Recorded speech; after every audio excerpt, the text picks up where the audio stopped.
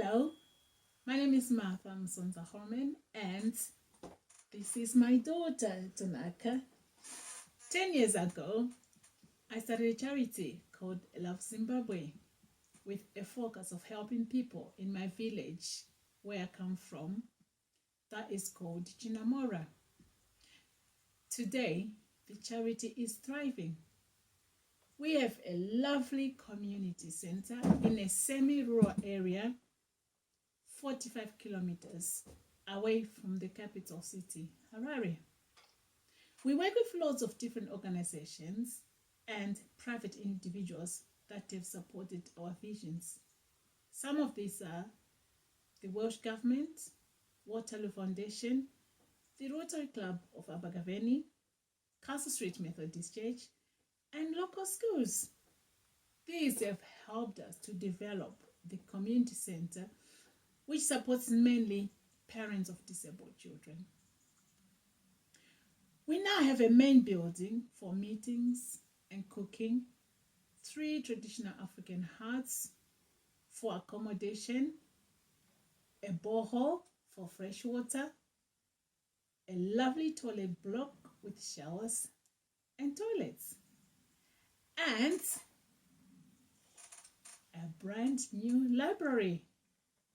Perhaps I should ask Tanaka to help with this story. Tanaka. This is the story of our library. It all started out on one beautiful warm night, sitting by the fire in the community centre in 2016. The stars were out and sparkled like diamonds on a black velvet cloth.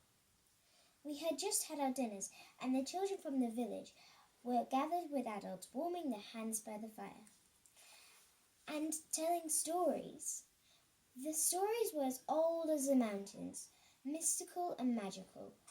It is a tradition which goes back to the Shona people of ancient Zimbabwe as long ago as 900 and 1500 AD. Zimbabwean fireside stories and folklore are rich with Shona traditional knowledge. Thanks, Tanaka. Yes, it goes back as long as between 900 and 1500 AD. That's a very long time. So I suddenly thought, we must not lose this incredibly special heritage. It has always been passed down from generation to generation. I asked the children, how can we help to keep this tradition going? There were many different ideas that came up, and one child said, how about a library to keep traditional books in, with a fire pit outside for us to sit by in the night? This sounded like a great idea, and we all started to talk excitedly about the possibilities of getting the money and getting money together to build such an important structure. The next day, I sent a message to trustees of the charity and asked them to think about how we could go about getting the funding together for this new project. When we got back to the UK, the ideas were flowing and we started to publicize our intentions. The first money came from the payments from students from Lampeter University who came on a student cultural exchange trip to Zimbabwe in 2009. Then more money came in from a Just Giving campaign, and I did a sponsored walk, didn't I? I walked up the Pennyvan mountain in the snow. That was dreadful. The Abergavenny Rotary Club and the Methodist Church made significant donations, and the public were very supportive and generous. We started work immediately. My sons, Tarai and Tafatwa, organized local lads to help, and they dug the foundations by hand, as well as the students from Lampeter University. We employed a local builder who concreted the floor, and then the walls started going up. The students from Lampeter got stuck in and were soon laying bricks and pushing barrels of sand around. We all joined in to help the builders, and we were really exhausted by the end of the day. My friends from the village helped too. They were smiling and clapping and dancing with joy. Then I thought, if we're going to build a library, we're going to need books. The children in the village had almost no access to good books of any sort, especially educational school books or anything to do with Shona or African culture. True. I asked my mum if we can maybe get some books from schools when they have finished with them. When we got back to Wales, we spoke to a few schools who were happy to give us some of their books. Yes, thanks to your idea, Tanaka, we got response, and many thanks to the Welsh School of Abergavenny and Pontia Church in Wales schools. They donated books for us. We then put out a player for book donations on social media and put the word around locally that we wanted lots of books to take to Zimbabwe. My husband David Holman, contacted Lucy Parkin, who organized the Abergavenny Writing Festival, to see whether we could hold a book donation event during the festival. Lucy was immensely helpful. We worked together and held a successful launch in Abergavenny at the King's Arms. This was supported by Nick Ramsey, the MS for Momosha, the mayor, the minister from Abergavenny Methodist Church, and several town councillors. We were also helped by the Abergavenny Chronicle, who published articles about the project, resulting in a lot of donations. We organized an opening day at the Welsh Synod where AMs and MSCs donated more books. Our mayor and his consort came to support the event together with pupils from Tlantile Petholi School in Abergavenny. Over the following year, we just continued collecting more and more books, storing them up in anticipation of taking them to the community center. Tanaka. Then I said, Mummy, how are we going to get the books to Zimbabwe? Books are very heavy. I think it's going to cost a lot of money. This was a puzzle, wasn't it?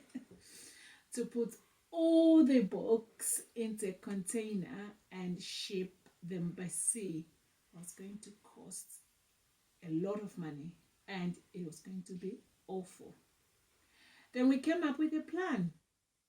We desperately needed a minibus at the community center to help with transport for the mothers of disabled children who use the community center. It would also be useful for medical emergencies and taking children out for the day. We found a local person who had a second-hand bus for sale, and very kindly he let us have it for a good price. We set about raising the money, and soon we had what we needed, thanks to our charity person who donated most of the money, as well as other friends of Love Zimbabwe. Our idea was to fill the vehicle full of books and other essentials and then ship it all the way to Zimbabwe. I thought we were going to drive it there. That would have been nice, Tanaka. It would have been good, but it would take far too much time to get to Zimbabwe. So we got some quotes for the shipping from shipping companies and agreed a price and date for the bus to go. It will be sent from Sheerness to Namibia, then driven through Botswana to Zimbabwe. Into Zimbabwe, a driving distance of 1,425 kilometers. We started to pack boxes of books and pack them neatly into the bus.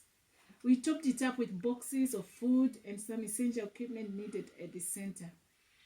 On the shipping day, my husband David and drove the minibus to Sheerness, followed by Tanaka and me in my car. Oh, Mum, that was not a great trip. You and Dad were amazing, though. It rained all the way, and it was a terrible journey, but I enjoyed it. A bit. I remember that day very well. Finally, after 7 hours driving in rain, we arrived and said goodbye to the bus. It was a bit emotional, wasn't it? Next stop, Namibia. The bus arrived in Namibia just as the COVID virus was getting underway. So the vehicle couldn't be moved for over a month. Eventually, it was driven to the Zimbabwean border where my sons, Tara and Tafadzwa, picked it up for the long drive to Chinamora. The minibus arrived at the community centre to a huge crowd of people, singing and dancing and celebrating both the bus and the books. It is amazing how much difference something like this can make. True, very true. It does make a difference. So now, all that has to be done is to fit the library out with shelving and furniture, which is right, it is happening right now, but we really want to thank everybody who has helped, people who have donated, and everyone who has been involved in this project. It has been a huge project. Without you, this would have been impossible. Thank you very much. Thank you, Tanaka, for the story. Thank you.